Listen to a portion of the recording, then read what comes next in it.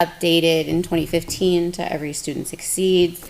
It's kind of our federal government's way of helping the state and town, city districts to give a little bit of extra funding to help with specific student needs and teacher needs. So we have 3 grants. So next slide. Ryan. Doing a lot over here. Okay. There we go. It's this Canva. I'm not used to it.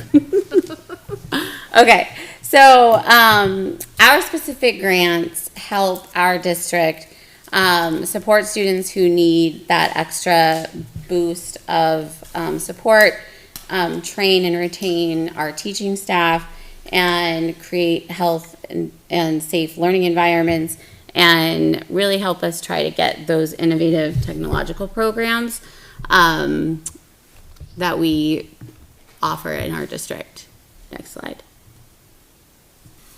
All right, so the 3 that we have that we participate in, there's several of them, but we have access to these 3. Title I, Part A, is to support the students who most need it. So I'll get into the specifics of each of them in a minute, but that really is, we have a whole rank order protocol and how we identify students that get those services. Then Title II is the support that we get for our educators.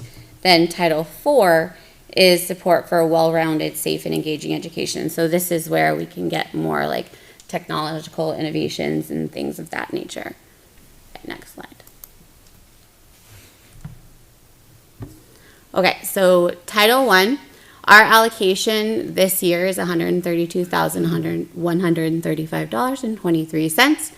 And what this helps us with is we do reading and math interventions at GMS primarily, though there is room in our budget this year to potentially add some support at LMS. I'm still working that out. We're adding another Title I tutor at GMS. Currently, we have 2 Title I reading tutors and 1 Title I math tutor at GMS, and we're going to add another Title I math tutor because we really need that support, and we have the funds this year to do it, which is exciting. It also enables us to do some family engagement events. Last year, we did a family engagement literacy and math night where students got to take home reading and math games that really help support their skill building at home, which was great.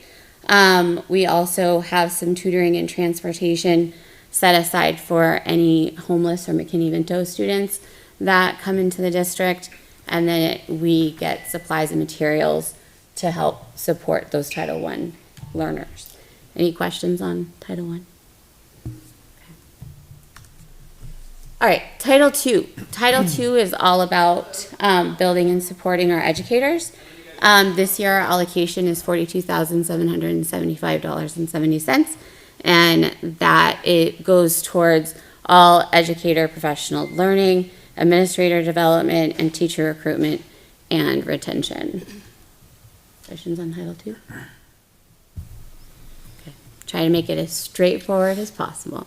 All right, Title IV is enhancing the whole student experience. Our allocation there is $12,078 or $12,078.84, and that is for safe and healthy school initiatives, academic enrichment, technology integration. So, for example, this year I'm looking at writing an activity to do at the middle school for their den time or their links time for what I need groups in book clubs. So they have Kate Kramer gave me a whole list of books for book clubs in all different Lexile levels, and that would run for about 6-week book clubs and see how students do in developing their needs in that. So that would just be an example of what we could do with Title IV.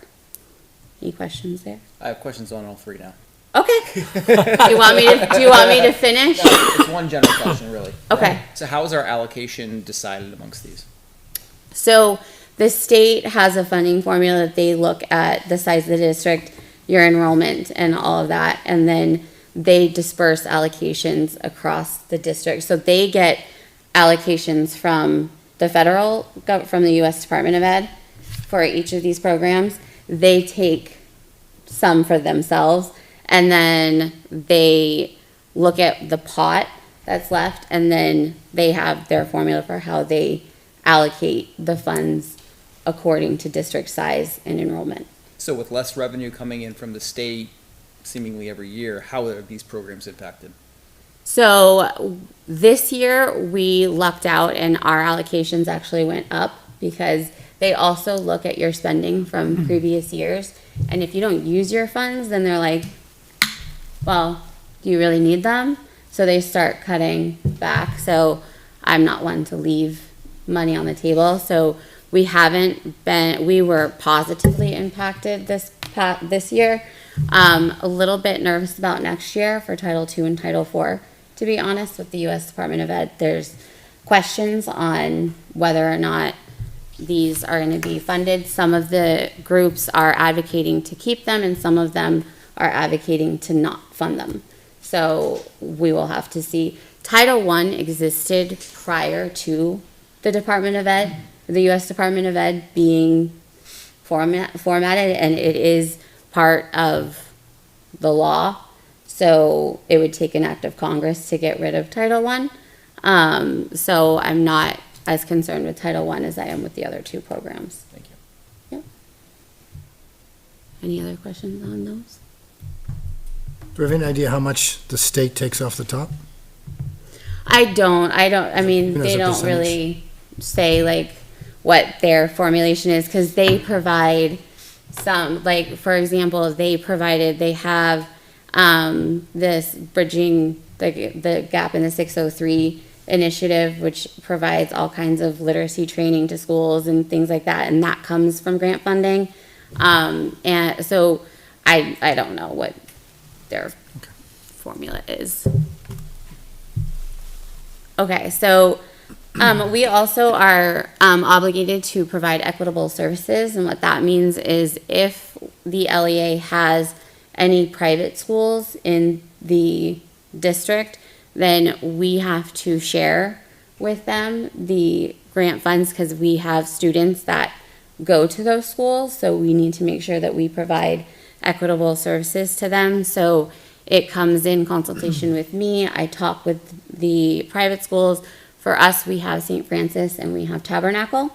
So we communicate and say, okay, here's what's happening, here's our allocation, here's what you would be provided, and there's specific formulas for each of the title grants in how much their allocation is of what we get.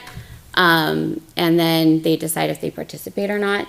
Tabernacle isn't participating in any of them this year. They usually participate in Title IV, but what their needs were versus what allowability was, just they decided not to participate. St. Francis participates in all three, so we talk quite a bit and work through that so that they can get their services. And our Title I tutors go over to St. Francis to provide our Litchfield students services over there after they've been identified.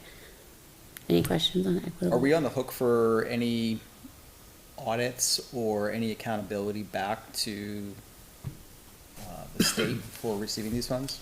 Yes. A lot. We have, like I said in one of our meetings, we have ESSA monitoring this year, Yep. which I've been gearing up for, and it's great. Do some districts elect not to take the state funds for that purpose? I don't know of many that don't. I don't know why. I mean, it's a lot of work, yes, but there's benefit to the district for getting these funds. Like our students in Title I wouldn't receive that extra support if we didn't participate, right? And then for Title II, we do a lot of professional learning. Like all of our summer learning is paid for out of Title II. Plus, like we're planning on the district PD days that are getting paid for out of Title II funds for the most part. And so we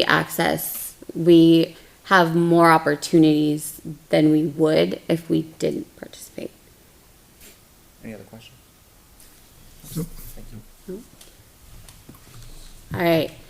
So how do we decide how we use these funds? We have the input from all our educators, then families and community members. So this is where now I call to plea for everyone to form this stakeholder group. So if you could go to the next slide. So we need teachers, administrators, parents, community members, and board member representation to do an ESSA stakeholder group. And this is, like you were talking about, Andrew, like requirements. This is a requirement by law that we have. I see you down there. This is a requirement by law that we need to do. So I really implore family members, community members, board members to join. We'll make it as painless and fun as possible. We can do some virtual options, and it's not like a monthly commitment. We have to meet every so often to take a look at, and I was thinking 1 hour meeting, a third of the meeting Title I, a third of the meeting Title II, a third of the meeting Title IV, to have meaningful consultation with all of the stakeholders. So we make sure that we are spending these funds the way that is the most effective and efficient for the Is district. anyone passionate from the board? If not, I'll gladly take it. I was gonna say no. Thanks. I wouldn't mind joining as well. Okay, perfect. Awesome. So You have to do the news game. if you guys want to fill out the form so I can have you on my list, that would be great. The form is very quick, it's easy. And I will be sending this out in district communications to follow up with more community members. But I have a couple of teachers, I have an administrator, so now I need the other 3 groups. So I appreciate that. Thank you. Of course. I do think it's helpful that you're doing it, that there's an option for virtual, that you might get more of a parent response or family response, if they don't have to physically drive into Litchfield during the workday, for that, so. Yeah, and I'm gonna offer different times. So this is we have meetings, and I'm going one tomorrow actually, about how we can get more stakeholder engagement, because that is the hardest part of this, because everybody's busy. There's a lot of things going on, and so strategies have been to do virtual options, offer different times, so that people have the opportunity to join and give their input. So I have all of those wheels churning in my head. Perfect. All right. Thank you for that. Yep. Anything else? Any Not other on, updates? not on that. There's more later. So we'll turn it over to Mr. Bellino. What's going on in our schools? So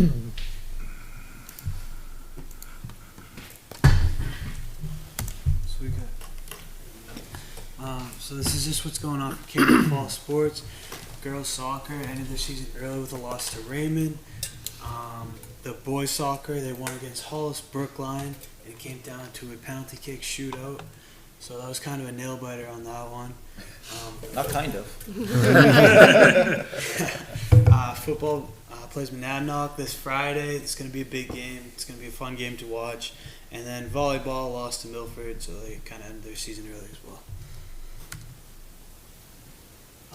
The FBLA Fall Leadership Workshop is coming up for student council members, so that's when student council members, which includes me, we're going to go away and we're going to work on our leadership skills. Halloween movie night it passed now, but Halloween movie night went by. That went pretty smoothly. Everyone that went loved it. We watched Hocus Pocus. It was a really good night.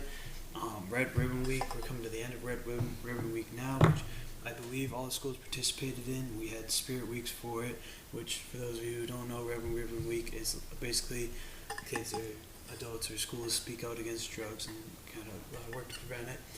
Quarter one closed last Friday.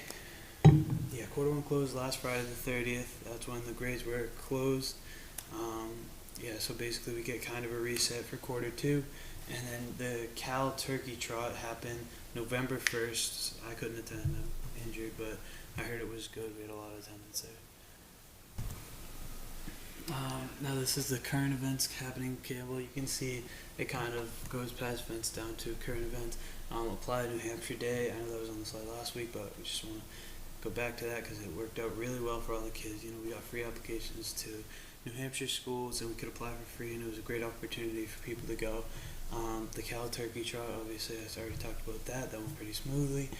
The start of quarter two, that's a big jump for some kids. It's a reset in grades, so you know, if you weren't looking too hot, you can get a reset, you can take a breath and kind of, you know, get back into the school mode of things. Student progress reports, this is something that the school sends out to let parents know how their kids are doing in school, so it really keeps the parents in the loop. If the kids are doing bad, the kids doing good, it's just good to keep those student progress reports going. The CHS Drama Club is doing the play That Goes Wrong, which is, yeah, it's going to be a good play. I heard it's going to be definitely a good one. Yeah, the CHS PTO Fall Pie Sale, which is kind of a fundraiser to get money for the schools, which is going to be nice. That's 5 to 7 on the 24th. And then the Student Council Food Drive is coming up. Future events, so basically the events coming up, the Waterville Conference, basically Student Council leadership, I spoke to that earlier. Student Council leadership, basically me and a fellow Student Council member is going to go off and work on our leadership skills. I know there's a guest speaker coming to that one, so it's going to be a lot of fun. We have a lot of National Honor Society inductions coming up this Thursday. So that's definitely going to be something good. And then the Winter Carnival, I believe that's the one that takes place at Darrow. That should be fun. That should be a really good time. And then the Morgan's Message 3v3 basketball tournament, which is going to happen through Campbell. And I know some kids are putting together teams, and it really brings the community closer together. What is Morgan's Message? What is that? Not sure. Okay. The Litchfield Middle School.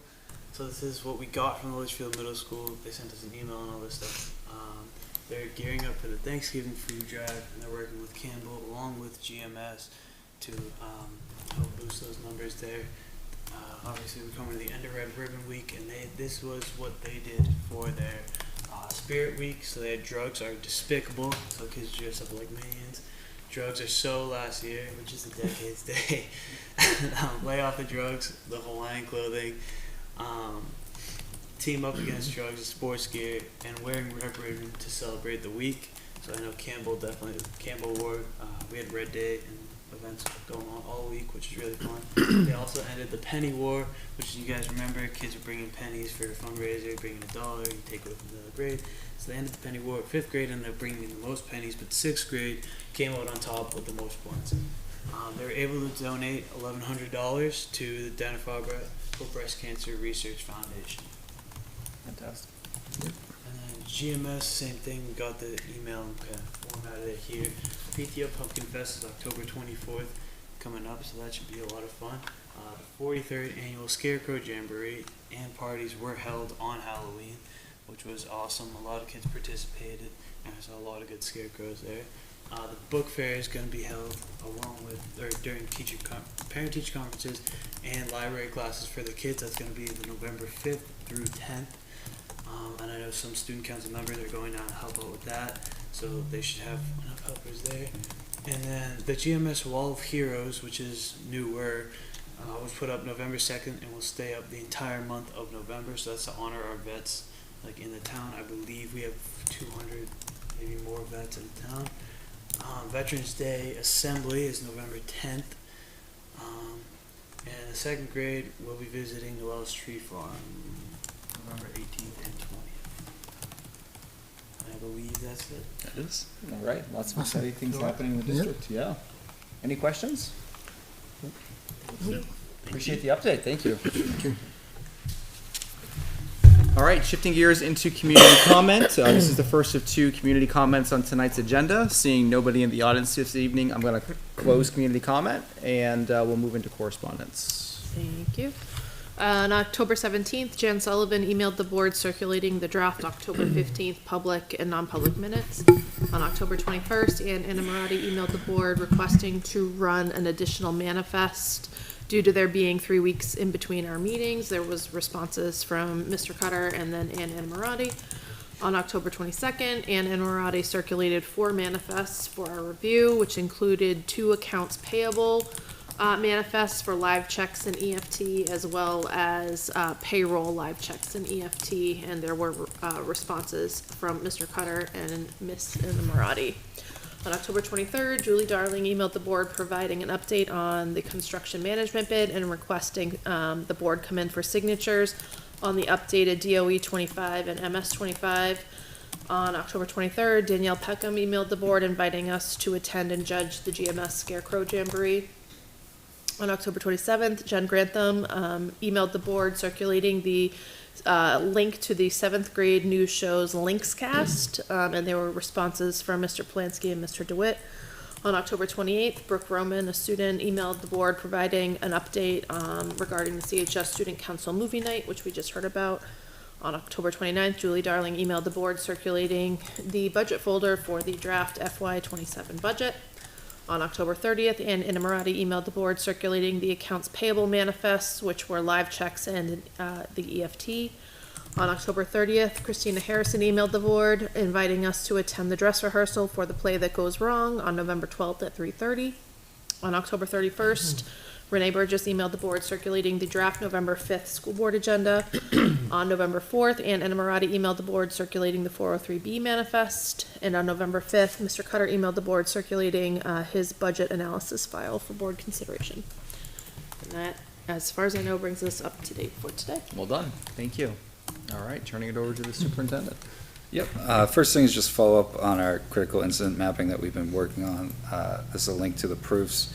We actually have the finalized maps. That's not what that link is to. But those are housed in a secure portal so that we can share those with emergency personnel as needed for that. So I want to ask the board, do you want access to that portal? I can, the administrator of the portal for the district, and I can add your emails to it so you can have the first I'd like to access see to it. the output, yeah. Yeah, please. so I just want to check with you first before I actually added you to that portal, so I'll work on that tomorrow. We have an emergency management meeting tomorrow morning where we'll go over kind of the finals of this. And then there's some follow-up, I guess, training in a way, you know, just to kind of review that, one internally with our administrative people, and then 2, we're going to start rolling this out to our staff so we can all get used to using this style maps in the events of emergencies and stuff like that. So I just wanted to kind of continue to follow up on this work that we had done in terms of the safety maps and stuff. Thank you for that, and it's helpful to see this kind of come to fruition. Yep. And I guess my question here is as emergencies, not going to what happen, right? But is the idea here that you're saying, hey, there's an emergency in M10? Yeah. And then everyone who's responding to it from an emergency personnel, police, fire, particularly if we have mutual aid coming in, right? Like, so like Hudson Fire, who may not be familiar with Campbell High School, right? Like, they can pull up this map, they see the gridding, it's easy to understand, and everyone can kind of go to it. And part of what the critical response group does, the one who does this, is they reach out to all your mutual aid people and share these maps on your behalf in the formatting that they want. So, for example, New Hampshire 911 here, they've reached out to them, they've shared these maps with them for the Litchfield School District in the files style that they like and stuff like that, so they can upload it into their programming and stuff. So even when there's a 911 call, the operator can pull up this map and say the emergency is at Campbell High School, it's in box, you know, F2, or whatever the case may be, and then they know directly where they're going because they're all talking about the same thing. And these are oriented true north versus, like, if you've ever taken one of our school maps that we just have in the offices, they're obviously oriented around the entrance of the high school, not necessarily like a cardinal direction. So these are maps are oriented around true north and stuff. So I know it's looking at like a top-down view, right? Yeah. Is there a way to, so if you say like M10 as an example, and it's a 2-floor building, how do you know how to pinpoint? Yes, so they have like room, I believe, let me pull it up There's here. actually multiple floors for. There's multiple floors, and then they do lay on top of it in various formats, like the room numbers that we use, so then they can get inside and use it. So if you're again going to Campbell, second floor, go to box M10. Once you're in the building, you're looking for room 232, or whatever the case may be. So Okay.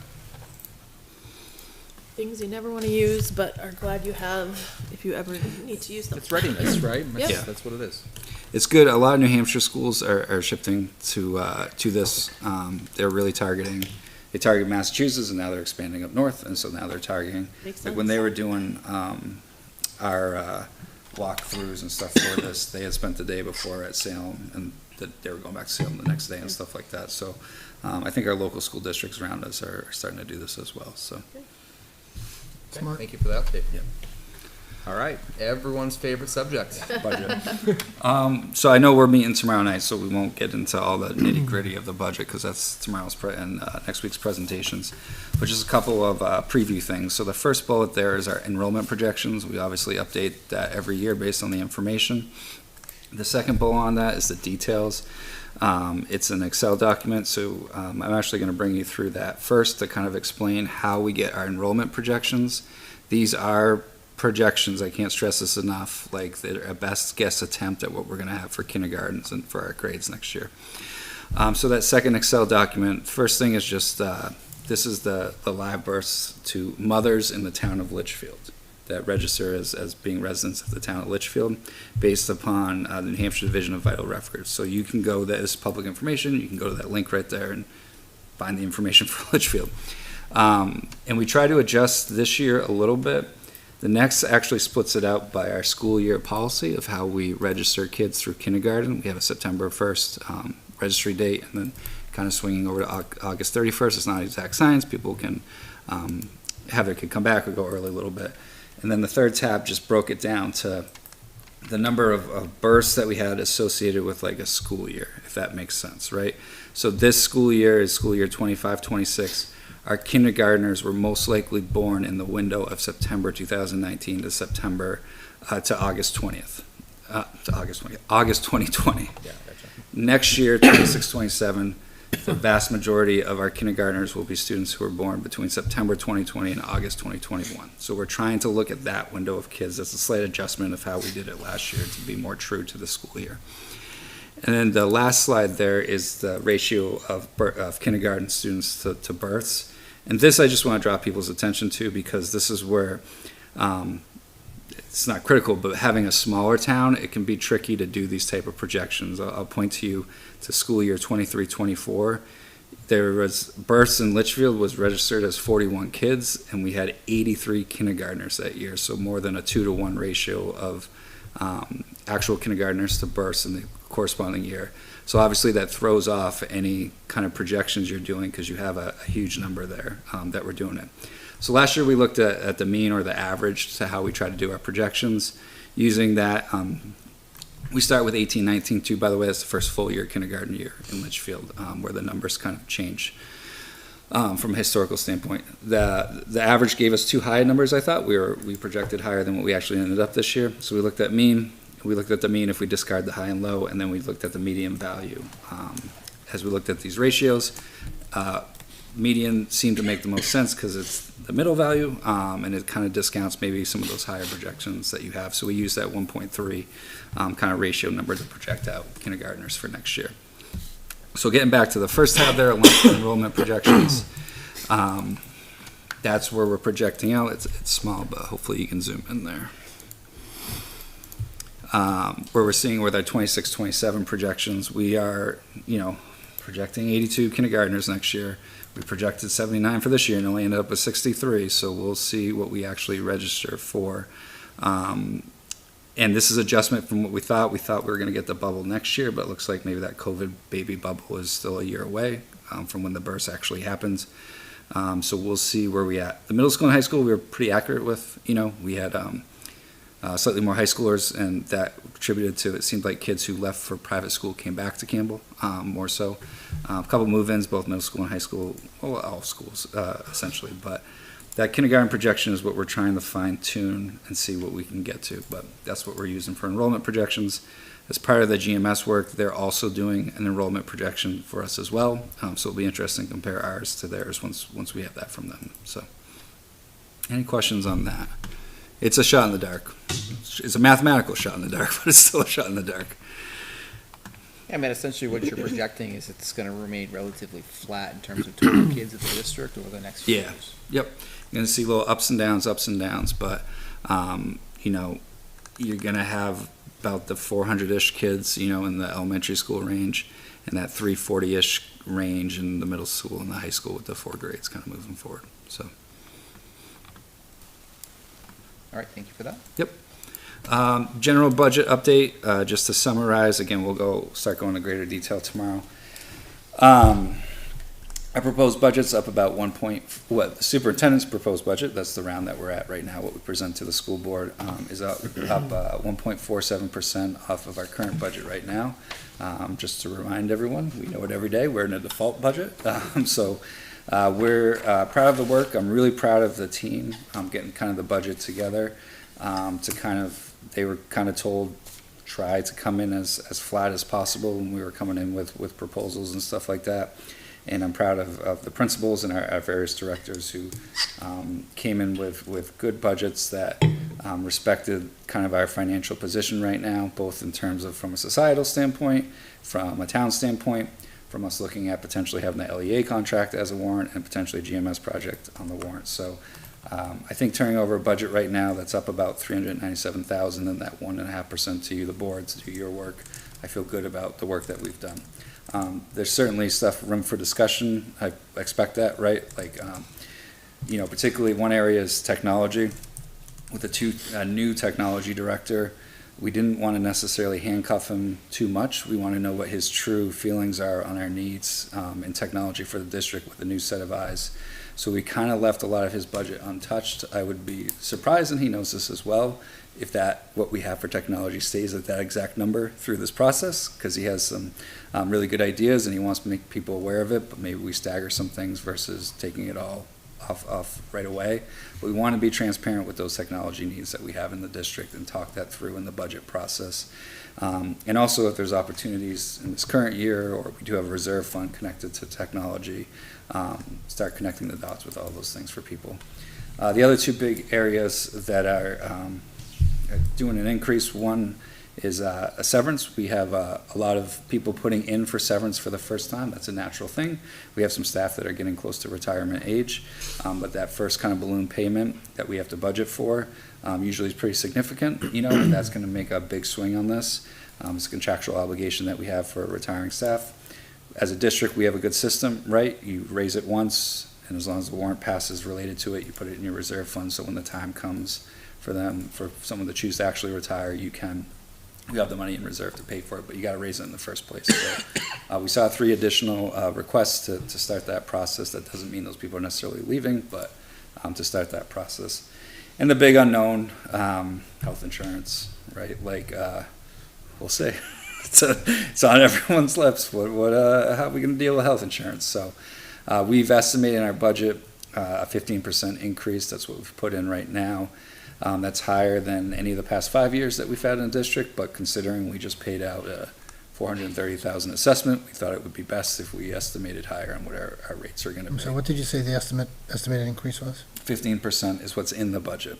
We'll get finalized rates the week of November 10th through the 14th, somewhere in that week is when we expect our finalized rates. We've heard wild guesses, anywhere from 8% to some districts are going to hit with like 30% increases. I don't think we're on that 30% end.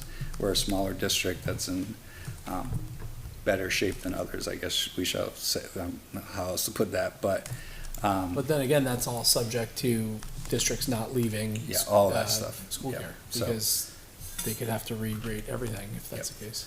Yes. Or do an assessment, or both. or whatever it is. So, I mean, we'll talk about warrant articles a little bit further down here, but I think we all learned some important stuff through the school care kind of process. maybe some better ways. We were fortunate in this district to be able to find a solution that is not the same at other districts. So, again, just to protect ourselves, and looking at how we handle our finances, there might be some things we can do to help ourselves there. But in terms of the proposed budget, that is a huge swing. That 15%, it's a net increase when you move all the pieces around of about $380,000. That's because of other things happening in the budget, which accounts for most of the increase right then and there. So those are kind of the big ticket items. I know health insurance will be a big point of discussion that we're going to have, and we can talk through those various aspects, and we'll start doing all the presentations tomorrow night for everybody, 7 o'clock at the fire department. The three new people for retirement, they're not repeaters, they're Correct. So there's 2 repeaters still in there. So essentially because they just stayed another year, they have another small amount that kind of comes Gets into added it, onto right? it, okay. It's like a couple $1,000s, right? The new people, because they're brand new, get that first kind of like, they've been here for, 25, 30 years. So there's a big chunk of money that goes in for them. And then if they retire, it just gets paid out right away, right? If they elect not to retire, then we would have the warrant article a year from now, well, a year and a half from now, right, that says to take that out of next year's to put it into the reserve fund to hold for them. And again, just for board member awareness, because the question just came up, right? It's next Thursday, or tomorrow, Thursday, as well as next Tuesday. Can you send a calendar invite for those? Yes. 'Cause if it's not on my calendar, there's a high likelihood I don't show up. Thursday and Tuesday. We'll send for all of them. We gotta. Yeah. Appreciate that. Because I honestly, until you just said that, I'm looking at my calendar. I'm like, yeah, we got the elementary school thing tomorrow, but We got that too. my So. wife thinks I'm coming home at 6 o'clock. Not anymore. Sorry. You can, but then you gotta leave at 6:45. Yeah. Just gonna be back to town hall, Yeah, drop off dinner and show up. that's right. Okay, excellent. Next thing is default budget. We're way ahead of that this year than where we were last year. We pretty much have it done at this point, and we're waiting just to hear back on a couple of items on what we can put in for the dollar amount attached to them, some contractual related things, whether it's last year's amount or whether the contract allows us to put in the anticipated increase for that. We're in good shape. It's about what our budget is this year. There's not anything radical different with the default budget. So between the 3 budgets, they're all within about $400,000 of each other, our current budget, the default budget, and then our proposed increase. So we're ready. I can share that with the board for you to kind of review. We approached it a little bit differently this year, where we literally went line by line on everything we did for the default rather than just to generalize it, which, while more tedious, makes us feel a lot more confident in the number itself. And we have little notes about what the differences are between current, proposed, and the default, on why you see some of the differences there. So it's not final because we want to make sure we have all the answers correct on some of our assumptions and some of the default things, so we're just waiting to hear back on those. But I can share that out with the board so you can start perusing through that. That's going to be in an Excel document. We have not uploaded that into eFinance yet because it's easier to work with it through, or with a Google Sheet actually. It's easier to work through it through a spreadsheet and then transition it over into eFinance. So if you see it in a slightly different format, that's why. So, because as things change, right, like if health insurance changes, we have to go back into the default and change that. So it's easier just to keep one in eFinance for now and one separate into a spreadsheet for now. Okay, yeah, I'd say once that gets a little bit more final here over the next couple of weeks, just load it to the budget folder. Yeah, We okay, can essentially sounds good. manage it, the budget committee can see it, right, Yep. in full transparency. I know we're gonna wanna see it and start asking questions about that too throughout the process. Sounds good. Last budget-related thing, warrant articles discussion. Because we got that really big one potentially, the project stuff, I want to kind of get a head start on all the other ones. So this is just kind of an idea document about warrant articles. I want to start. We're obviously not finalizing anything tonight, but I want the board to start thinking about warrant articles, what we could have on there, other types of articles related to reserve, trust funds, if the board has any ideas for things you want to tackle. I know we, from a district standpoint, are trying to limit outside articles. For example, we had an article last year about athletic training, making a change to that. We're not going to propose to do that next year because we want the focus to be on more of these big ticket items. But if there's something that the board feels we should pursue, ultimately it's your decision, and we want to respect that and do that work for you. So this is just to kind of start that conversation so we can start getting language in place and start thinking about the order, and if there's any legalities connected to any of these, follow up on all of it. So The only one I don't see is the special education Trust. yeah, trust. so if maybe you're making the decision that you don't need to add more money to it this year, Yeah, but so- I would put it on there as a consideration point Yeah, because we may. we can add that at the bottom. Why I Yeah. didn't include it here is because we'd made a healthy deposit We did, last year. yep. And we were fortunate to not have to access it like we thought. We potentially were kind of both ways as we were kind of winding down Right. last year. And we're fortunate that we didn't have to go to it. So we feel like we're not projecting to access it this year. Our budgeting is checking out for our special ed right now. Again, that can change on a dime. All it takes is one move in to change that significantly. But we feel comfortable with that reserve fund where it is. We put some money in it last year. We haven't had to access it, so it's not on this list. We can add it as part of the discussion process, but that was our thinking, not having it in there. On here, we'll have an operating budget related warrant article that goes kind of without saying, and that's going to be the final amount as we go through the process. And obviously, we'll kind of raise that through taxation.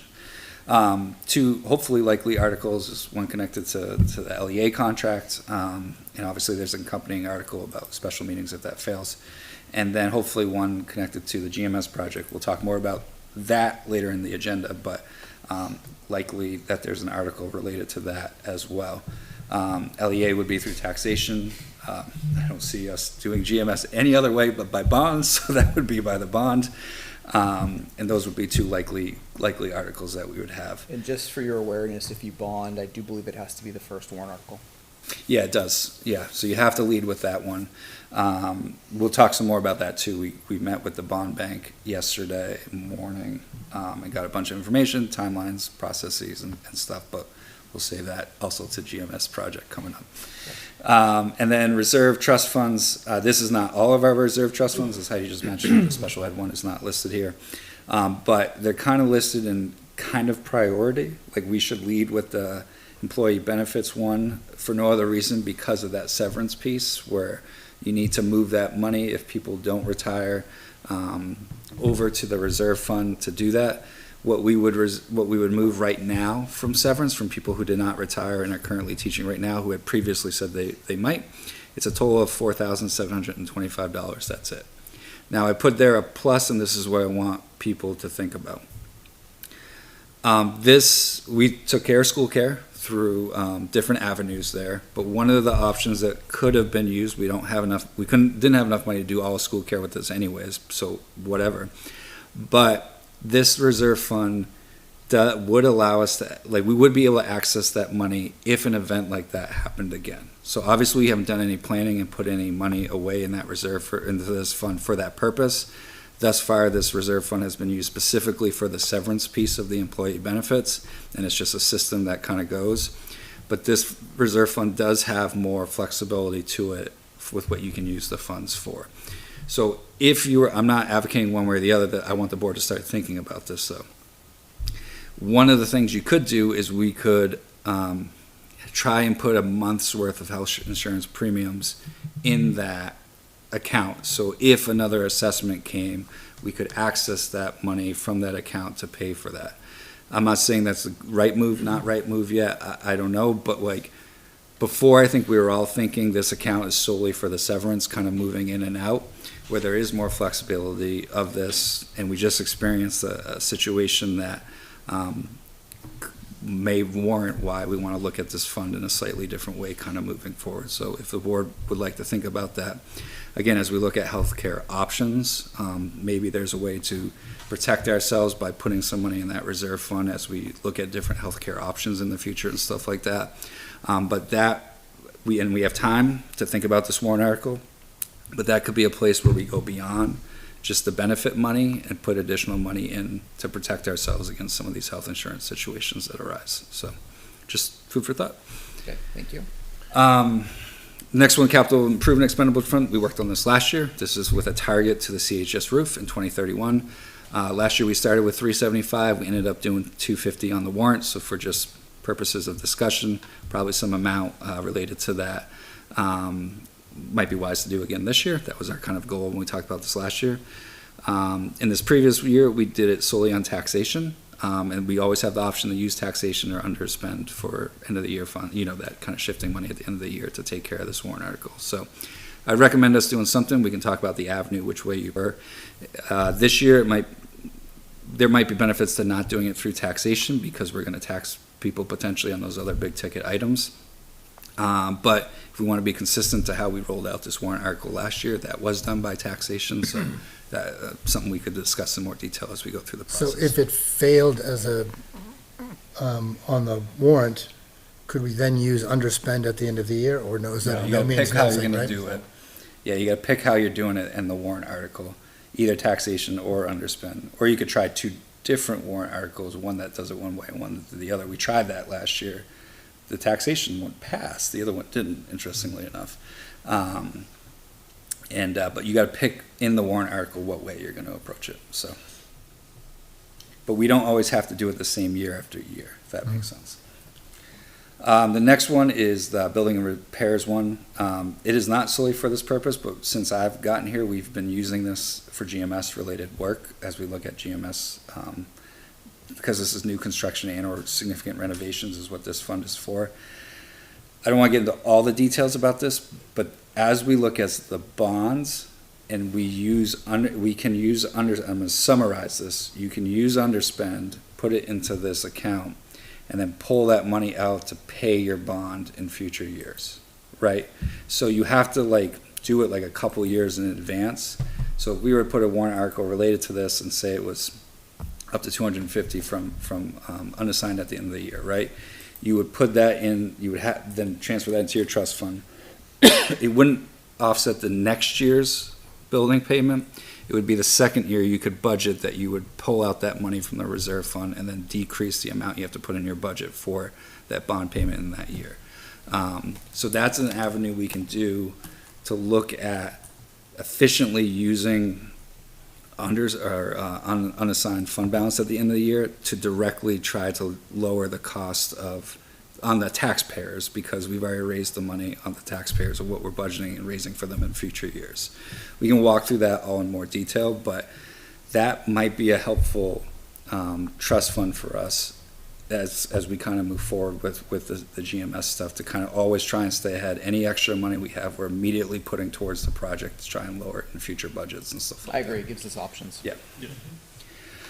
And then the last one is the technology capital reserve. We have about $80,000-ish, a little over $80,000 in there right now, which is fine right now. But I have a sneaky suspicion as we're about to go through the budget process, we're going to talk about that reserve fund and maybe make some recommendations to use that reserve fund, which means we may want to replenish it as we kind of go through the process and stuff like that. Yeah. And then the other articles, and this is, if you have any suggestions, we can kind of add them to the list, is solar. We have a late breaking solar update as we were coming into the meeting today, where we got a schedule proposed, at least a schedule proposed to us. But we can talk about if we want to start that reserve fund again, and start putting money aside from it. We tried that last year. It obviously didn't pass, which may not have been the worst thing in the world, because I think we learned from how we wrote that fund, and I think we can write it a little bit better. That helps us have more options in the future with that project as things kind of go on. So we could revisit that. I think that's a discussion from just approach. Again, we're going to have 3 really big ticket items. Do we want a solar related article on this? Did we land on we could use the building and reserve fund to also put away money for solar? I don't remember, but I can check with legal on whether we can or not. I think we might have, right, where that fund could be used for that purpose as Yeah. well. And that might be an avenue we explore. I think what we got to check on is because one of the things that the problem with what we presented last year is that we were kind of trapped ourselves in terms of repairs for the solar, right? Because the way we were writing that we were trying to account for the potential purchase of it, right? So the warrant was written, or the reserve fund purpose was written in a way that focused more on the purchase versus the Right. repairs. I would want to check the inverse now. Does the current repair reserve allow us to purchase the panels down the road, Because right? it's for Like, building Or- and repairs. yeah, yeah. Or the other one, the capital improvement expendable trust fund, it might. I think that's just what we want to check, right? And Yeah. be purposeful in the Yeah, purpose. because I mean, like, for it. I'll be honest with you, I think that if the word solar is in it, there's gonna be a large. But here's the deal, we're gonna have a big bill. Oh, absolutely, Right, I right. think this board's not immune to that, right? We understand that. We need to start having a plan behind this, which is why we continue to talk about it. But also, it's the plan for the maintenance of the system and the array, because Correct. this stuff is expensive. And it's our duty now to make sure, right, wrong, or indifferent, whether we like it or not, Right. we have to make sure that that system is fully operational. And some of these parts, as we heard, are easily $10,000 plus. Where are we pulling that money from when we need it? So I think the repair, I hope, and I will follow up with, our legal to just make sure that we're hitting the right things, because, and maybe that's what buys us time. If we know the repairs can be taken care of out of that repairs, if there was an event that happened, the repairs come out of the repairs reserve fund, maybe we got a little more time to work on the solar purchase part of it, right? We don't want to be faced, now, one of the big things that we stress, we have this in writing, is the clock's not ticking till the next fiscal year, because we have to be able to plan for this. So if this work gets done, as the schedule we just got, big if, gets done now and this year, this fiscal year, the clock in our 6 years still doesn't start till next year, because we need to plan for this, right? So, The other thing that we do need to, Dan asked last week for information about the productivity of these systems. We're trying to get Because that one out of other the thing we're system. gonna have to, at Frustrating. some point, look at is Yeah. the cost benefit of whether or not it makes sense to be putting money away from Yeah. that, or if there's a point at which we have to completely scrap the entire system. so we have been hounding Eversource, this is part of Julie's thing, but I'll step on it right now. We've been hounding Eversource to try and get that data from them, and we have not been successful yet. But we are trying to get that, and as soon as we do, we will forward it along, so. Most systems have an app or something that the building maintenance. It's not should- ours right now, though, that's the problem, right?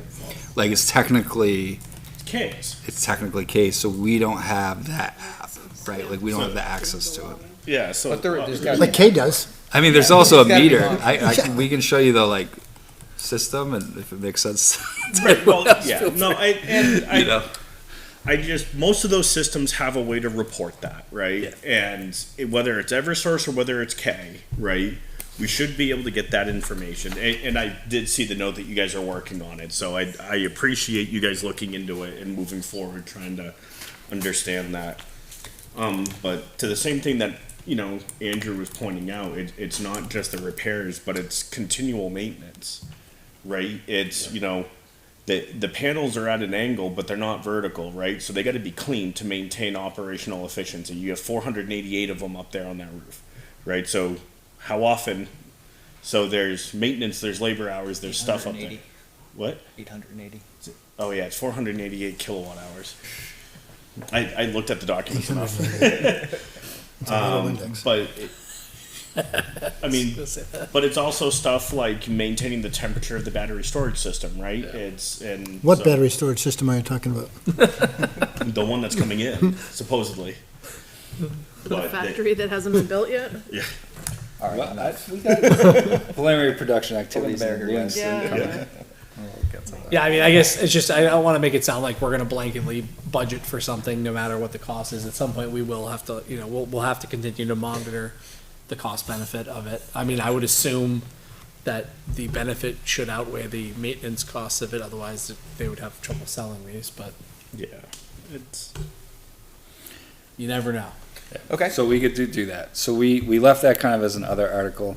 If the board has certain things that we haven't included, again, anything, if there's, like, for example, a staff position you think we should have or something along those lines, or at least start to think about, or what would that look like, please let us know. We can kind of look at those options We'll give too. it some thought, right? I think, thank you for bringing this up early.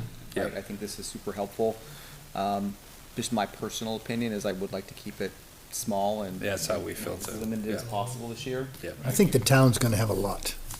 The town's gonna have a lot, we're gonna have likely a big ticket item, yeah. like, I think we need to keep it tight. Yeah, I mean, I think what we've talked about from the district office is we want to focus on the big three, right? Like Right.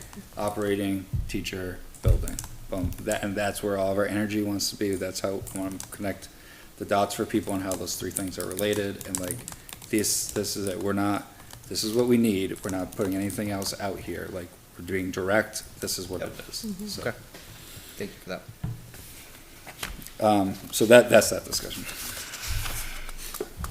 Just in terms of budget, before we shift gears, I did circulate to the board my annual file. That's in your inboxes. If you have any questions, please feel free to let me know. I do intend to share that with the budget committee as well, I guess tomorrow, once we get into the process, so they have it. But certainly, you have it as well for your review. Thank you. Really appreciate that. Yeah, of course.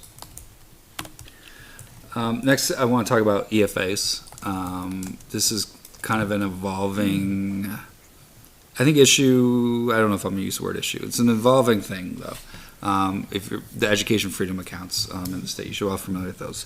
So we received a technical advisory this morning from the Department of Ed about EFAs. And what it's centered around is EFA students and their access to academic programs and co-curricular programs in schools, because there's been some uncertainty on how they fit into that. The RSAs around it in regards to homeschool students, in regards to private school students, in regards to charter school students, is really clear, which is that they should have access to your courses and your co-curriculars as any other student who lives or attends the school and lives in town, right? And that's been simple enough. Every school follows that. That's pretty easy. We've all been doing that for years. That's not an issue. What has arisen is with the EFA. So those EFA students are kind of homeschool students, but not really, because they're accepting the money from the state to go to other programs. And how do they what is their availability to things? And what has been happening, seems to be increasing, is people are taking EFA accounts and just turning around and attending the public schools that they live in.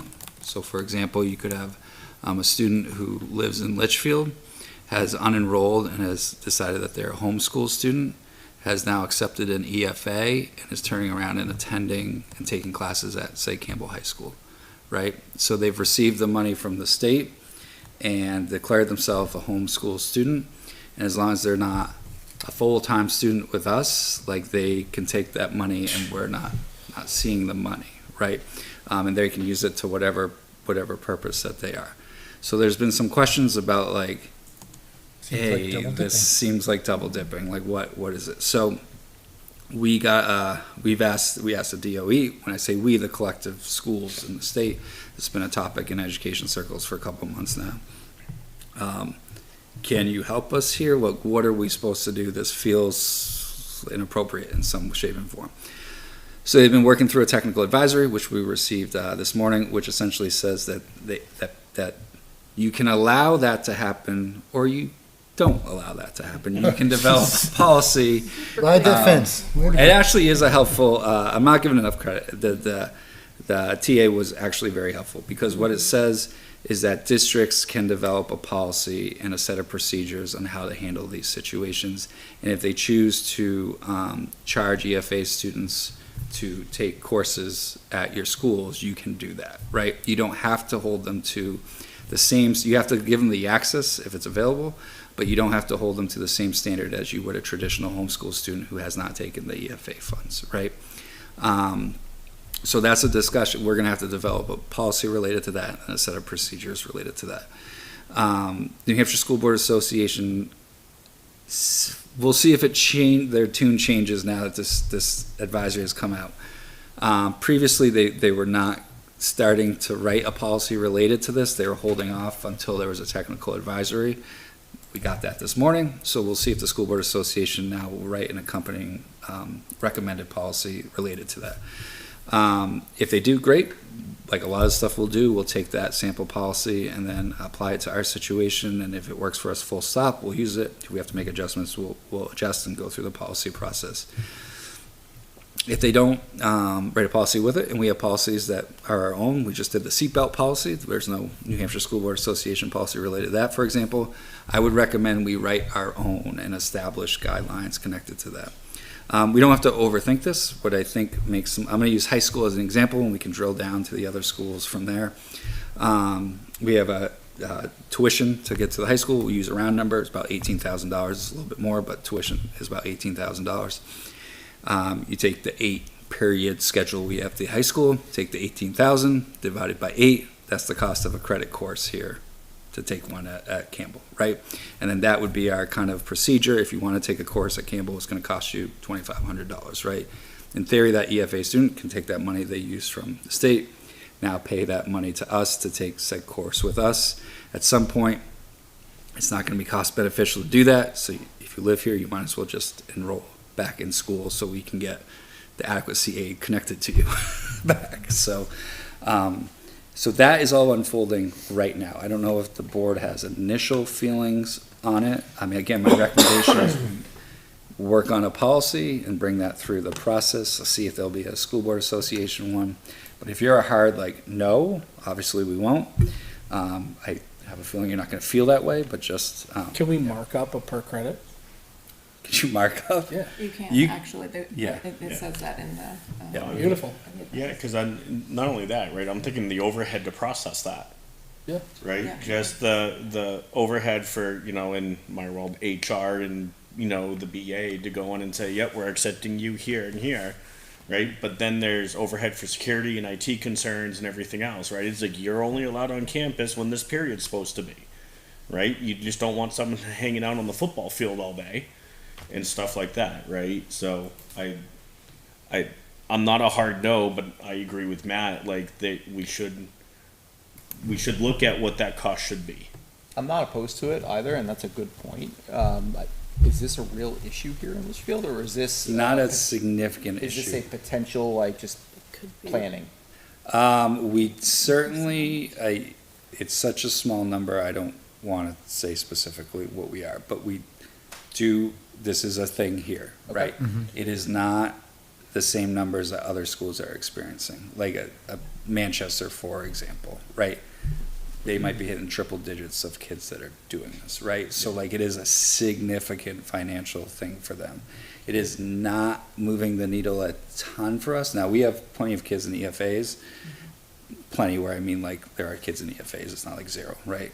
But students who take the EFA, live in town, and then come to our school it's not zero, but it's So more than we zero. have, just so I make sure I understand this, because I'm a little foggy on this. So if they're from another town, they have to tuition in. Correct. Right? Like, so they have to use the EFA. There's no issue there. But if they live in town and they take the EFA, we still have an obligation to let them come to school here? Well, that's what people were unsure about, right? Okay. Because if they've, like, when you become a homeschool student and you alert the school district, you become a homeschool student, all you have to do is literally tell us you're gonna homeschool your student. You don't have to get into details. But they of should the not be plan. enrolled, if they're taking the EFA, they should not be enrolled in our schools, right? But they can take it, declare themselves homeschool, right? Right? And then, because they're not telling us yes or no, like that I've taken an EFA, like there are plenty of homeschool students who do not take an EFA, right? Oh, I see. And then, so in that case, like, the RSA is really clear, you can take courses here, right? And So it's no these, cost. so these people may be enrolling in school here and taking an EFA? Correct. Like enrolling full-time? Not full-time, but they may be taking Is courses. it, so the state doesn't track if they're enrolled, where they're enrolled, if they take an EFA? I mean, they do, but now this is the loopholes I think people are seeing in the EFA system. So they're basically declaring to the state that they're homeschooled, but they're not. Yes, right, And then they want to take a class. Do we here. have a way of tracking? Yes. We do, yes. okay. So Alright, we can know- identify so we anybody need that's to doing make it this today. policy, We can like, identify. we need to It make takes this some policy work. immediately. Because you have to match a lot, like, it's not like we get a name, we get data points that we have to match to this data point, that we have to match to this data point. It's a little time consuming because you gotta go through different ways of doing it, but you can identify, individuals, so. Yeah, so we need to close that hole. And it needs to be closed at the state level, which is why this Yeah, thing it's came out. happening in other Like, It's districts, happening in yeah. other districts. And I think some bigger districts, using Manchester and some others, like they're getting The hit with cities. a lot of kids that are doing this, right? You know, the EFA thing, I'm not here for or against EFAs, that's not the discussion, but it seems to be creating, some challenges in the homeschool world because there's advocates of, more traditional homeschooling, right? Which has been a pretty successful system, right? In terms of, people have reasons to homeschool, their own kids in respectful ways, and sometimes they, at least in my experience, they work with your local school if there's a reason to, like, they want to run cross country or they need to take an AP stats class or whatever the case may be. This is an interesting trying to figure this part out because there are homeschool people who don't feel like the EFA recipients are actual homeschool students, right? Like, they shouldn't be classified in that way because they're accepting. Unless they're homeschooling. Unless they're actually being Right. homeschooled, right? Yeah, Do so, we get adequacy aid for students who are homeschooled but attend? we get a percentage, Okay. right? So if like, they you come get- in for UAs, for example, then we get a percentage of Correct, that. right. Okay. Where with the EFA, we don't, Right. which is the struggle. Which is where right? it's- Like, Well, Yeah. don't we get, for our Litchfield kids that take EFAs, we get a small percentage, right?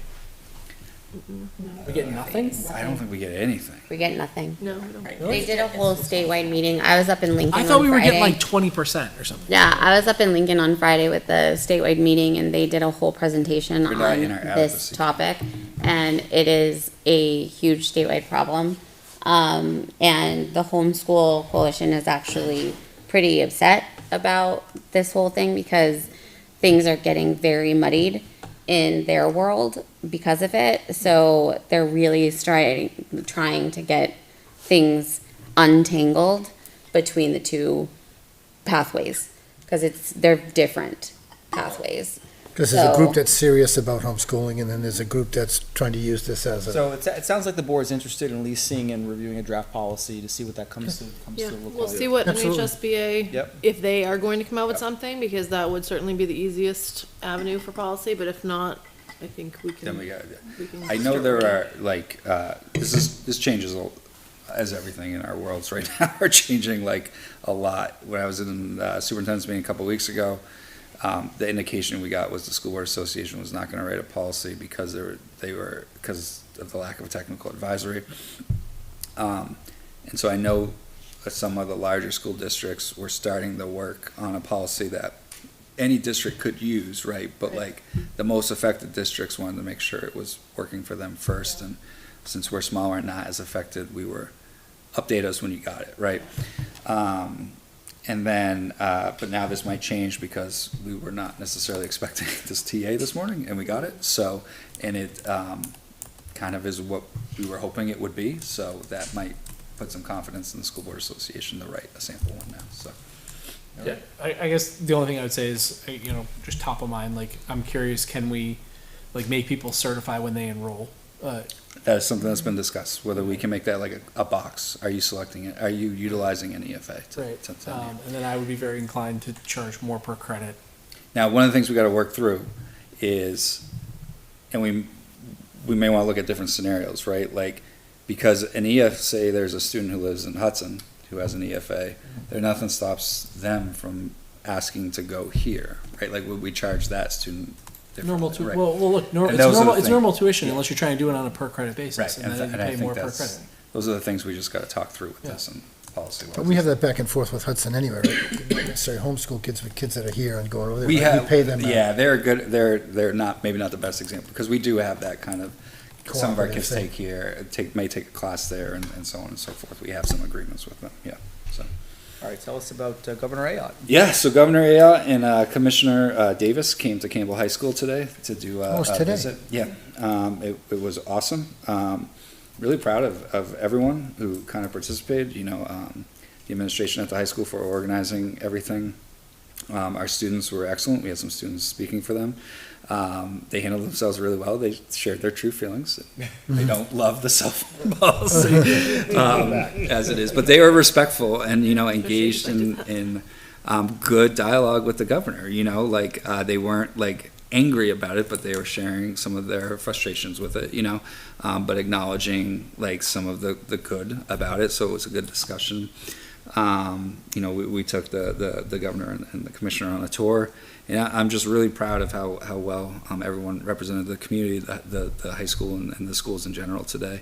You know, the kids were great. We popped into a couple classrooms, and this one group of kiddos, group of boys, I don't know if they thought we were actually going to walk into their classroom because they're all like looking out the window and they're like, "You're not going to come in here." It's like, "Oh no, we're coming in," which was great. We had this awkward moment where I was kind of holding my breath. One of our young ladies very excited to see the governor because she's president of the youth in government. And she's like, "Oh, can I get a picture?" I'm like, "Oh, please don't whip out your phone right now." On the cell phone tour, and she was like, "I don't have my phone. Do you have someone who can take the picture?" And it was like, "This is perfect." The teacher said, "I got it right here." And the governor had like PR people and like someone with a camera with them, so they took the picture. They took a bunch, but they were gonna send that picture to the young lady to her email and stuff like that. But it was one of those moments of like, You get to see if it's what is this really gonna happen? And Lauren Crowley and the food service people provided us lunch today and everything. And it was a really, really nice visit. The governor and commissioner said a lot of positive things about the school and the kids and the staff. So kudos to everyone for kind of participating in that today. That's It's good. fantastic. Did you drag her through GMS and say, by the way, Well, I wore my GMS stuff, so like if it came up on the topic of organically, funding I for was building trying projects? I was trying to get there and stuff like that. I'm just kidding. I'm just kidding. I'm Yeah, glad that kinda worked. I was working in with Caitlin, the commissioner, a little bit, trying to get it there. So I do have one more thing that's not on my agenda, if you don't mind. Okay. I just want to give a shout out to our football program. You know, Monadnock, they played them this past weekend in the regular season finale. They'll see them again in the playoffs probably. And Monadnock lost a player last week of their team unexpectedly, passed away. And, you know, our kids just had an incredible amount of class handling the situation. Coach Costello and the whole program. The families involved, like moment of silence before the game, prayer circle after the game. We offered to forfeit and not have to have Monadnock come over. They wanted to for the consistency of trying to get back to normalcy. Our program invited the Monadnock program to eat with us after the game in the CAF, organized by the families and the coaches and the players. And we received a lot of positive messages from the Monadnock community. So I just wanted to, it's not always about the wins and losses. I just wanted to That's kind of awesome. shout out that program and coach and the kids and Tony, you know, our AD, who was a big part of that too. Like, that's what makes us proud as educators to see that stuff. So kudos Fantastic. to all of that. Yeah, so. That's it. Awesome. And thank you for recognizing that. Yep. All right, shifting gears into business and operations this evening. I did want to, I'm sure most people are aware, but we were able to set the tax rate in Litchfield. All of our DRA forms were submitted, approved, and we went over our estimated revenues. So that rate has been set for 2025. I've attached the breakdown if anyone wants to look at any of the specifics. Posted, we've seen it. Yes, we have. And then, as we mentioned before, I do have on here the Eversource data. We are still working on that, and I'll also try to work through Kay and see if there's anything I can get in the meantime. It's just Eversource is challenging to work with at times and getting information, so we'll continue to. From your prior experience, I'm not expecting much, Sure. but to me, it's just it's a cost benefit ratio, right? Like, does this make sense? And, you know, getting back to what you mentioned of, you know, what's the harm being done about all of these delays? Like, it's not just, well, you know, we're paying less in electricity. There's real harm. The grid is on, it's active. We're losing lifetime, losing maintenance, and, you know, in that type of stuff. Absolutely. Well, I'm gonna pay for 10-year-old panels instead of 6-year-old panels. Yeah.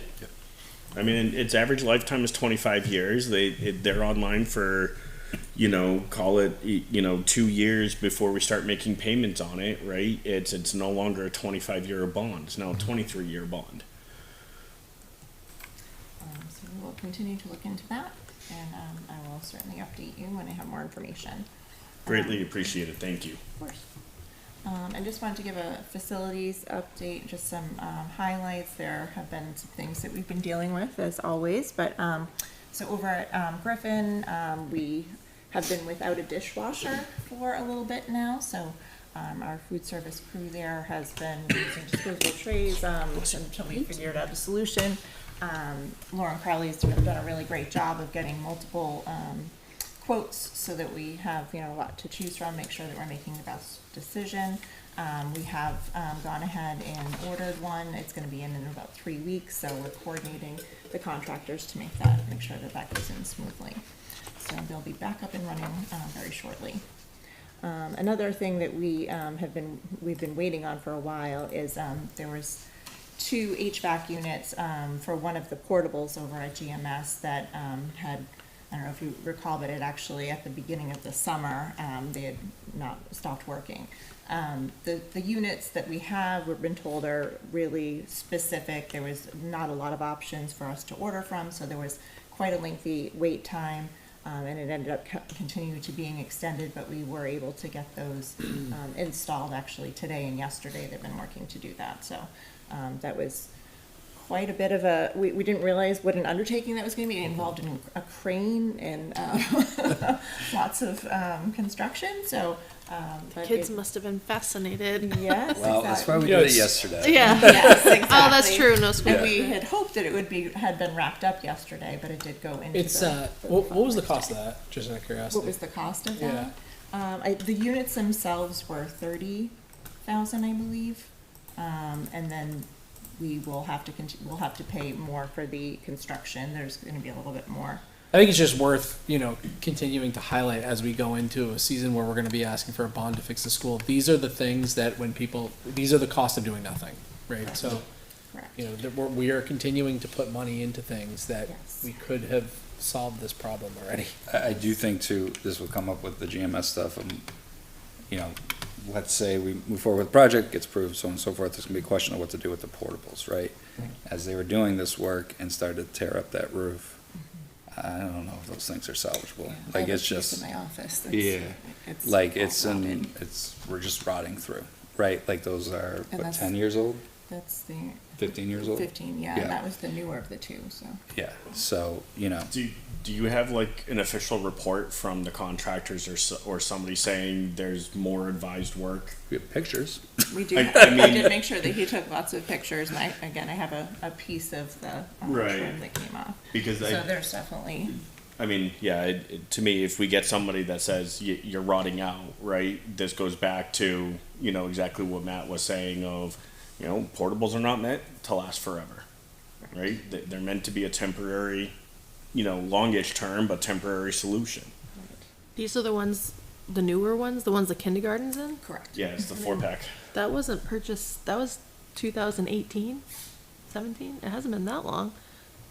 We got them when but full they're year kindergarten. portables. Yeah, no, exactly. I heard 10, 15 years, and I'm pretty sure we got those when full year kindergarten started, which Makes was sense Yeah. for the newer one. 17, 18. So that's why I'm like, oh. Seems a little early. They're not in the best shape. I'll tell No, that's too bad though. That's what we're learning. Doesn't help that they're nearly flat either. you. Yeah. Right. So there's no pitch to those. And then with regard to the middle school, we've had a couple issues there. There's been a couple of leaks. One of the bigger ones that has been an ongoing leak that we've tried to look at before, hadn't been able to identify exactly where it's coming from. It's not a roof issue. It's actually coming off of like where the gym is and the brick in between. I guess there was some holes in the brick, and it's actually coming through that, so the brick needed to be repaired and holes needed to be patched, and then there was a sealant put on it, so we're hoping that that's going to solve the issue. So far, so good, so hopefully that continues. We also hopefully have finally solve the fire panel issue over at the middle school. We had a cellular communicator device installed to do that instead of using the fiber wires that we had been using. And we're hoping, so far, it has not been tripping like it had been. We had multiple calls over to the fire department, which was unfortunate, so obviously we want to do something to remedy that situation, and this seems to be working so far, so hopefully that issue has been resolved. Over at the high school, we did have an issue a couple of weeks ago where the exterior lights in the parking lot, we came, Lauren actually had come in early in the morning and they were flashing, and something had clearly gone wrong. It had rained quite a bit the evening before. So what had happened, we found, was that there was a wire that had shorted, that was underground actually. So they did replace that wire, and then we needed a new relay. So they went ahead and did that work as well. So luckily it was not an extremely costly situation. It was a little scary coming in. We didn't know if it was going to be, but it did work out okay. With that being said, Ryan, thank you for the summary. All these little costs do add up together, right? They So, if we need to look at coverage from a default budget perspective, because we have a trust fund for these purposes, let's keep that in mind. I'm keeping really close track because there are a lot of things coming in that we're trying to figure out, when do we, Like, can we defer this a little We didn't bit? envision like a crane and Correct. that type of level of contracted services, right, Yes. as a part of this process. Yep. Correct. And then another thing I wanted to bring up was impact fees. This is something that came up very recently. So now that we have our contract finalized with Harriman, while we haven't received an invoice quite yet, we certainly will be. We would like to utilize the remaining impact fees designated for GMS that are to expire this month. And I actually had a call today with a couple people from the town, and I was able to get the amount. We have actually another amount for GMS that was going to expire in April of '26. And so the total amount of $11,151, we would like to perhaps utilize for offsetting the cost of pre-construction services for Harriman. Yep. If I can get a Yep, I'll vote make, for that today, we can. I'll add make a that. motion to, request the Board of Selectmen, to approve $11,151.10 from our impact fees, for the use of, Pre-construction services. pre-construction services, thank you. Second. Motion by myself, second by Mr. Shoemaker, additional discussion? Okay, I'll call the vote. All those in favor, please say aye. Aye. Opposed, abstained, 5-0, Thank you very much. thank you. And additionally, I was told that one of the newly approved projects that they did not think was going to be able to apply to the new rule in which all of the funds for the school goes into one account and doesn't have to be differentiated, was approved after the date of the change. So we are starting to see some money going into that funds that are not specific to schools. So that's good news. Which project was that? It's very good. What's that? Which project was that? Talarico. Oh, okay, that makes sense. Great. That's all I have. That's great, so I'm assuming in the next monthly report, we'll have a separate account broken out where we can track that? Yes. Perfect. All right, great. Any other questions, updates for the business administrator? Where are we with solar? You mentioned updated right. schedule. Oh, yeah. Just got it. You were escaping that. she just move on. 4:27 She's PM. she's giving us a timeline. Brian looks very confident. So whether Brian's It's bright cool. red, so it's gonna be good. I hate this freaking thing. I hate it. weather dependent, the work for the pad will be done at some point between January and March 15th. Really? Sometime between January and December. We got more dates. Come on now. That's good. And then the the only February time 20th is the Does preliminary not seem to production activities in Lewiston. So that would be the start of the storage capacitor being built in the Lewiston factory. February 20th. February 20th. She didn't give any indication of how long it takes. I don't know No, that. don't worry, there's more dates here, come on. March 15th, we have the battery final production and testing. March 31st, production complete. April 15th, delivery. Between April 15th and the 30th, commissioning, testing, and permit sign-off. And between April 1st and 30th, UL site approval, question mark. So hopefully, I mean, obviously, that's not something that is in her hands, but that is, So we got whatever approval we needed from the state and the fire marshal for that the is state? actually still in progress. Okay, So she has the So he says it's design. okay. Yeah, she has to wait until the designs are complete, for her to be able to submit them to the fire marshal for approval. She said she will let us know as soon as they are submitted, so that we have an idea of that. She did meet with the fire people, right? Yeah, a while ago with, Yeah, oh, yes, Yeah. yes, with, Would you mind circulating those dates, Lisa, so I have them? absolutely. Thank you. thanks. I guess the only silver lining is that there's less sun in the winter, so. Sure. Okay, thank you for the update. Sure. All right, turning it over to Dr. Taylor for another update this evening on CIA. Just a quick update. As was stated earlier, grades closed on October 31st, and we are now in the full quarter of the new kind of grading system. So people are kind of getting a feel for what that total points looks like, and things are not rolling over into quarter two. So quarter two, your points start over again, and then the 2 quarters will be averaged. If you are in high school, the midterm grades also have a percentage there too.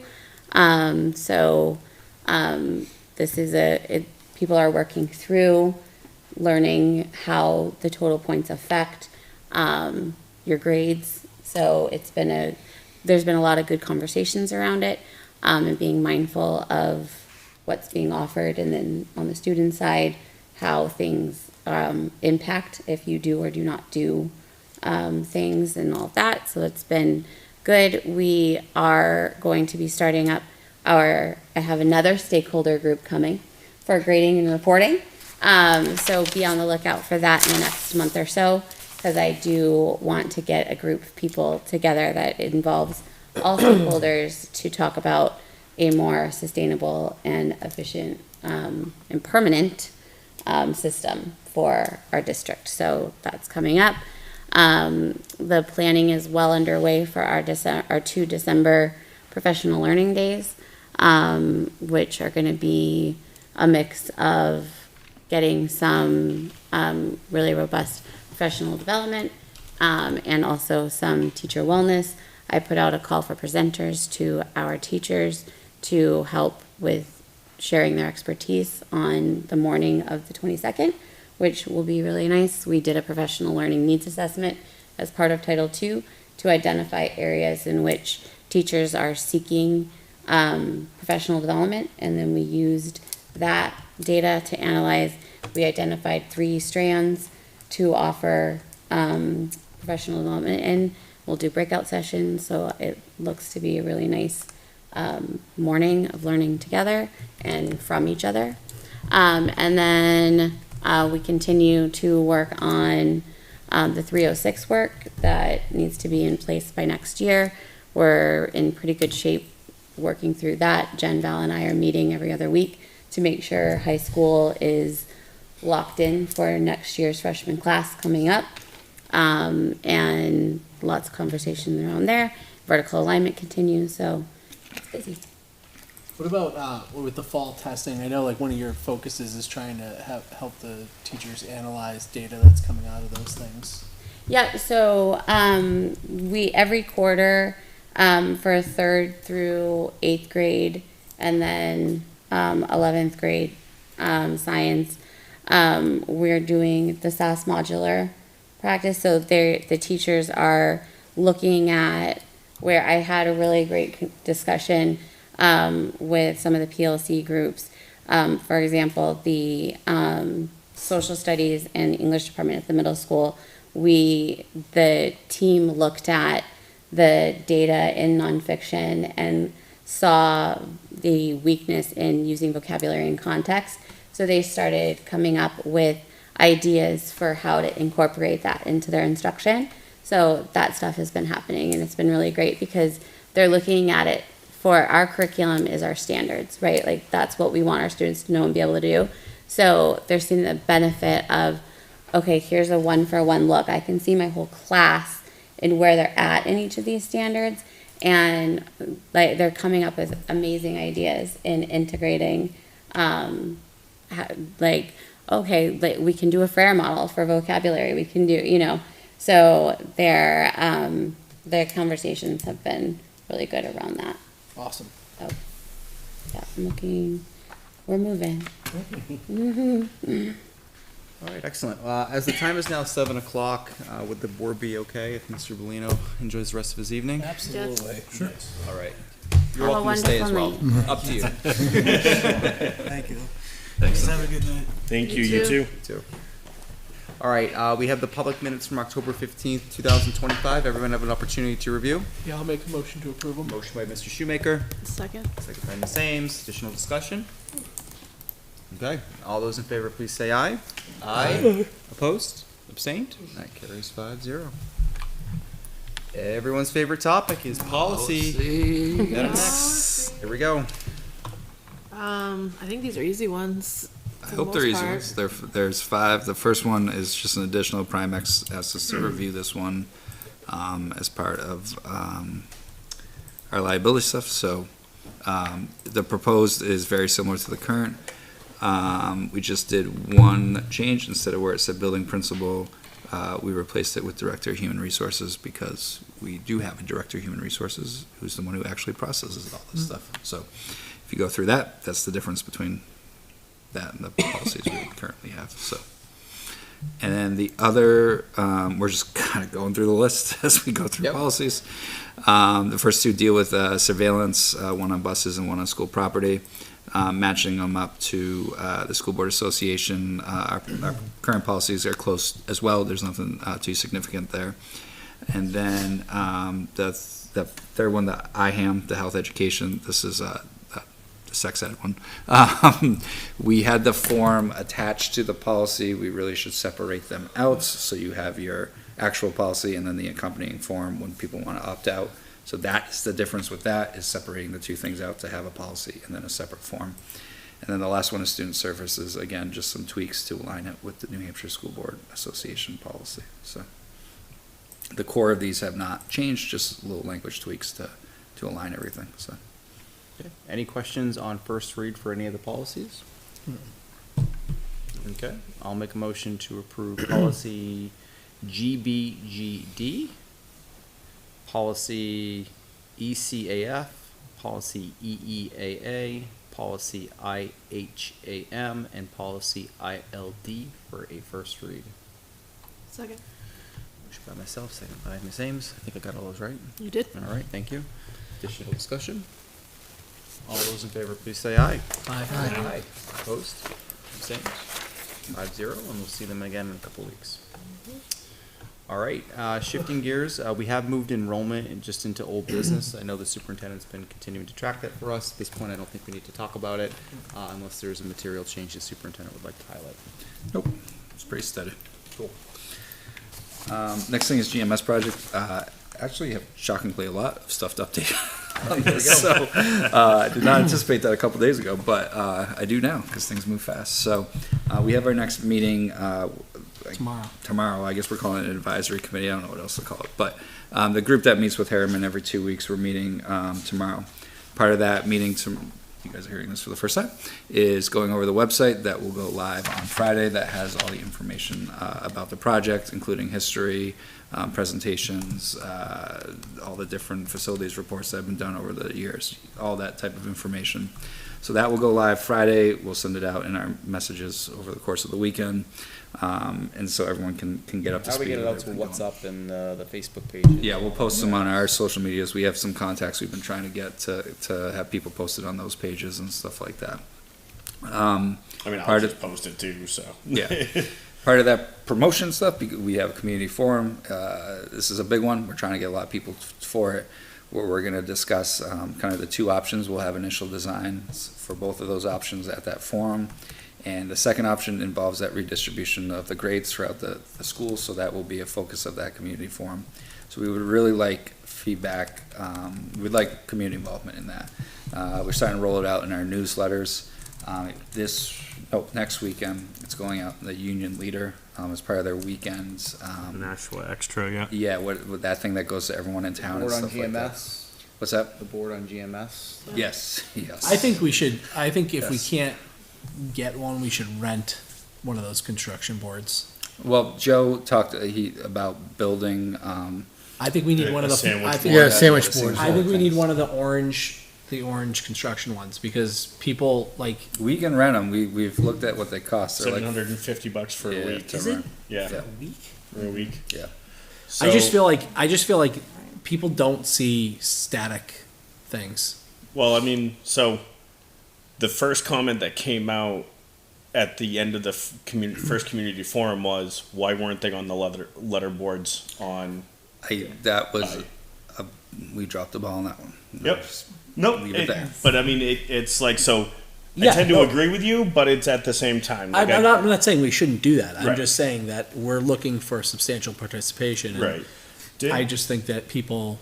did that guy from Harvey, I forget his name, reach out to It's going to. I Continental? mean, I haven't talked to him Yeah. since last week, so I don't know if Yeah. he's had the conversation yet. But our construction manager claims to be friendly with the Charbonneaus here in town who own set construction signs that we would love to borrow. So we're trying to use that outlet to maybe get our hands on one. The town sign? Yeah. The one Yeah, that's like right yeah. here? Yeah, Or so- or library? I don't So know. I just talked to John Burnell, and I got a copy of the flyer from Brian's email that he puts out every Sunday. So John said that he can get it out on the cable TV channels, the town website, all of the Okay. other posts. I know Joe was asking about a large poster for a sandwich Yep. board. So I don't know where that stands. We're trying to find a printer in our district to do it. If not, we'll just go to Staples, but we're trying to do it ourselves first. Yep. Yeah. So, That's but fine. if we can't find one that works in house, like I didn't know there was a difference, but. What about the dump? Harriman people sent us the thing in, that's better printed in 24 by 36 versus the 8.5 by 11. I didn't know there Yep. was a difference, but they sent us a different proof that works better for that, so. Yeah, well, it's just instead of expanding it, it doesn't pixelate. Yeah. And for the dump, we're trying to find who's the best person to talk to for us to stick a sandwich board there. Well, what about the sign? They at have the a dump? digital sign. They have a digital sign too, though. Yeah, so Mr. Bruno. Mr. Bruno. Yeah. And then King Kleiner, yeah. So we're working to promote that. We want a lot of participation in that community I think forum there's a because town I think the policy on that, topic though, so. is going to be of interest to a lot of people, and we want that kind of feedback because we got to make a choice. We got to go one choice or the other choice. Mm-hmm. The idea is that we'll have rough pricing as part of that form, right? Because that is part of the calculus of all this, right? There's a discussion to be had if they're equivalent costs, right? And then there's a discussion to have if they're very different costs, right? And that will factor in to those discussions. Tomorrow's meeting, again, we went through a set of initial designs for one of the options at the last meeting. We'll go over the initial designs for the other option tomorrow, plus some of the feedback that they got from the group. Last time they've updated their designs as well, so that will be part of that presentation tomorrow from Harriman. We've bringing on the construction manager people, trying to finalize dates. So here we go. Ready? So our goal, our construction manager tells us he can get us a GMP by December 5th is the date that he's working on. So the idea is to get that in our hands on December 5th, and then we would give that to the board, give that to, Maybe we can make that December 3rd. what's that? They're gonna try, but they said the 5th. We've told them there's a board meeting on the 3rd, I think a lot of it is dependent on how the 18th goes. Like if we're pointing in a direction, then they can focus on that direction Yeah. and see where it goes from there. Okay. But the 5th is the date they've given us that they can get us it, right? Obviously, they can get it to us sooner, that is. Once we have it at the 5th, they said take a week to process it with whoever you need to process that with. I mean, we would send it to you, obviously, at the board. I would imagine the FIC would want to see that. We could share it with the budget committee, all parties involved, that this is where we're at. But the idea is that we got that next board meeting at the latest at the 17th, to, give them questions back during that kind of week time. And on the 17th of December, we're off, right? Like we're going, right? So that's that kind of backwards timeline.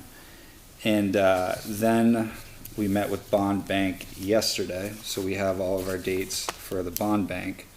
And that application would be due depending on the vote, right? Like if the vote's successful, we would have to get the application in for the bond by April 24th. They would review it in the first couple of weeks of May, and then put it out there for the July sale, ultimately where the bond is. They gave us the rates for this past year and a couple of different bond options, so we can get as creative as you want, but in the most straightforward way, there's two ways to kind of approach the bond. You can do, this is probably not news to any of you, probably gone through this before, but you can do a level debt bond or a level principal bond, depending on the direction you want. They gave us, schedules and projections for 20 years, 25 years, and 29 years. Obviously, the pros and cons of that. We just got this last night, all of that type of stuff, so we haven't really had the time to kind of process it fully to present publicly. But what we would like to do is at the next meeting, show you those examples that they gave us, put it in an Excel sheet so we can manipulate it, say, if the project ended up at this amount, this is what this would be. You have the scenarios from when we did this a couple of years ago. We have them buried in Doug's notes. I know he did some We were very pretty creative. with how Yeah. we did it, and while I I really liked it and it made a tremendous amount of sense for those who actually understand the numbers, Yeah. it created confusion from the community. Yeah, Right, because we were funding the bond at the time we needed the money, right? But as a result of that, it was like layered in over time, right. right? Which made sense from a borrowing perspective and from an interest rate perspective and Yeah. paying back, but the town didn't understand it. Yeah. It was confusing. And we Yeah, also need to work with them. We actually had a conversation Yeah. with Kim Kleiner about, we need to make sure that, we're asking for money at a time that they have the cash flow to be able to provide that. So we do need to work closely with them Yep. when we're looking at the schedule. So they gave us, just to give you some ideas of rates from this past July. So the 20 years were 4.3%. The 25 years were, just give me a moment, 4.54%, and then the 29 year was 4.86. Am I reading right? 86. We'll look at the options. Typically, this town yeah. is lower in duration, Yeah. is generally what's preferred. Now, one interesting thing that the bond bank said, she gave those numbers, and she's like, those are super conservative numbers because the feds are lowering their interest rates. So you actually are potentially going out to bond at a really favorable time, because she didn't think that even our rates would be that high, in July, if we were to go to bond and stuff like that. So the timing might really be right for this, and like happenstance with that type of stuff. So we're putting that together, and our hope is at the next meeting to have, an Excel sheet where we can play with the numbers and start getting some ideas of how what the payments will be, depending on percents and years and options that we look at and stuff like that. So, we met with them, we met with the construction manager people, and then have the meeting tomorrow. So a lot is kind of happening right now. So Yeah. like with the GMS project, as we're kind of going. I think we knew that was gonna have to happen, given the timeline. Yeah. Yeah. it's encouraging to watch them deliver Yeah. though. Like they've been doing a really good job. We really, when we were talking about dates, we were really trying to get that December 3rd meeting to have that number. And I think Rob's just like, we will We're try, already pushing but it. like, we're pushing it, So he did not want to commit to that 3rd. I was like, well, can you get to us by the end of that week? And he's like, we can do that. So, but, I mean, if we had to hold a special meeting something that we could probably talk about, right? I think we're in okay shape. I mean, I know people want this as soon as they can, I understand that. But we are gonna most likely do the bond hearings in January, right? Like in the budget hearings, like in that window of time in January. We got to do them before January 20th, so there is time in January to do this type of stuff.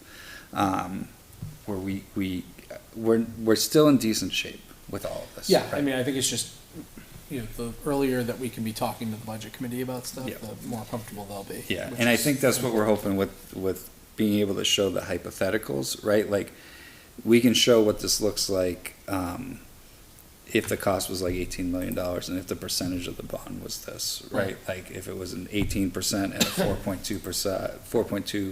4.25% bond, this is what the math's gonna be associated with it, and then you can, well, what if it ends up as 19? Okay, let's see what it is. Well, what if it's 16? Okay, this is what it is. So people can get an idea, and then as we zoom, like, narrow in on that final number, we can just plug it in at that point and be like, people are used to what we're seeing with it as numbers.